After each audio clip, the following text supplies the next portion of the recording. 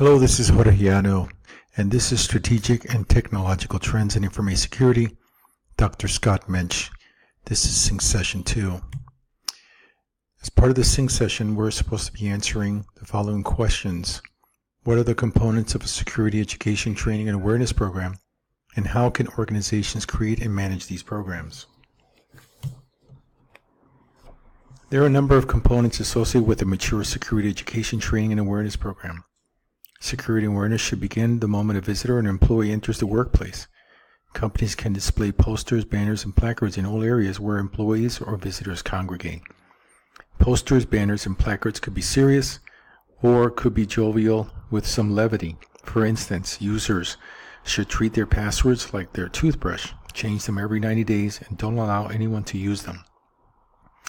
Brochures, flyers, decals, and other similar concepts can be used to display security initiatives. For example, during a technical fair, a company can have a booth where they can give employees swag, a nice company-filled bag filled with all kinds of literature, brochures, and decals are always cool.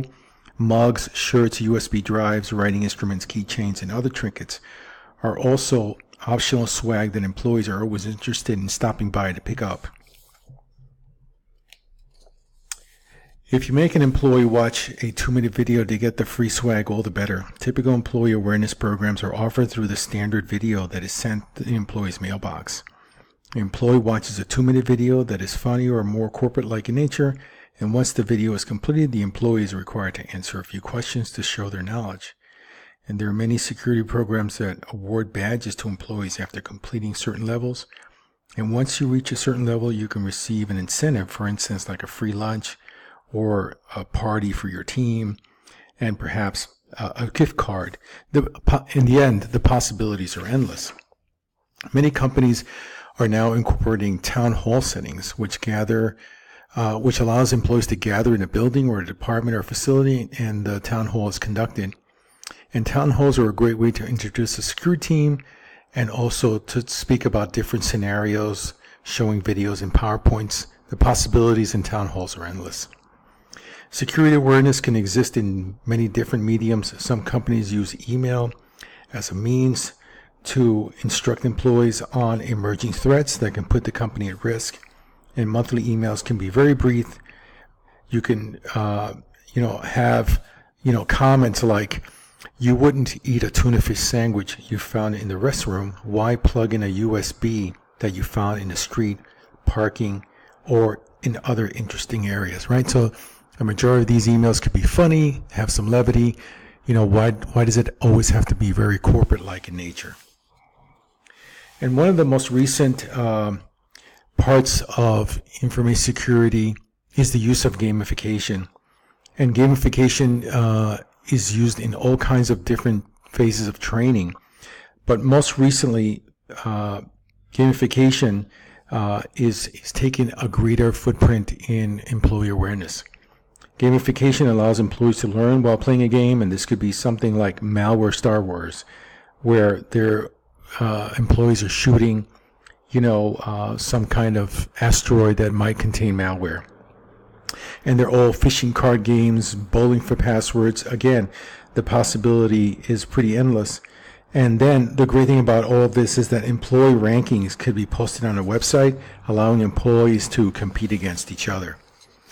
Even staging live competitions during certain periods of the day where refreshments and snacks and all these things could be provided by a company would allow the most astute employees to show off their skill sets in information security.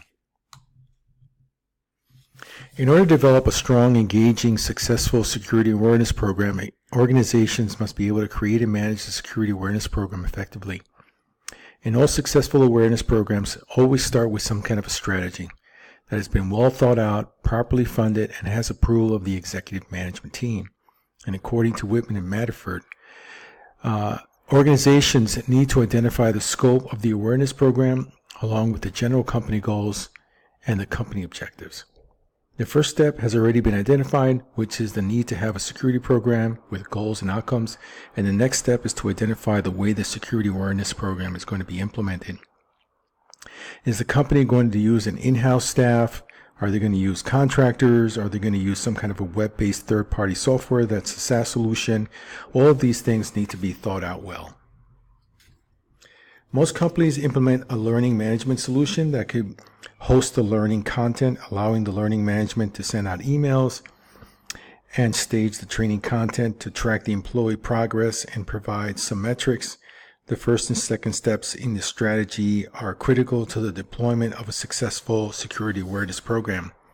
And in any organization, understanding the various types of employees who are going to be targeted is very important. Is the information technology staff going to be targeted? These are individuals who typically handled privileged access. Do you have employees that are in different countries where the information security awareness program will need to be translated into a number of different languages? It's not uncommon for these languages to be French, Mandarin, Italian, Spanish, Korean, Arabic, Russian. In summary, security awareness takes a number of different components in order to ensure success. From the start of the workday, every visitor and/or employee who enters the workplace should be greeted with posters, banners, and placards in all areas where visitors and/or employees congregate as a means to train visitors. The posters and banner and placard brochures, flyers, and decals are used to convey the security awareness message. These training posters can be very engaging and very firm. All employees and visitors must wear their badges at all time while on premise, or a message with some levity that says users should treat their passwords like their toothbrush, change them every 90 days, don't allow anyone else to use them. And many companies continue to use town hall settings and conferences and lectures as a means to convey security awareness. And according to Whitman and Matterford, organizations who are successful at a security awareness program have a security strategy that has a scope along with a general set of company goals and company objectives. And the first step is always, as part of the security program, is to identify the target audience and to also identify whether the actual security program is going to be delivered through some contractor, some in-house trainer, or through some SaaS solution. In many organizations, understanding the various types of employees who would be targeted is extremely critical. You need to understand the target audience and the target content. All the employee awareness programs require administration, maintenance, and frequent evaluation to make sure that the content is fresh and meets the company's culture in achieving the desired results. And here I've listed all of the references that I used for this particular sync session. Please feel free to reach out to me and let me know if you have any questions surrounding my presentation of this week's sync session. Thank you.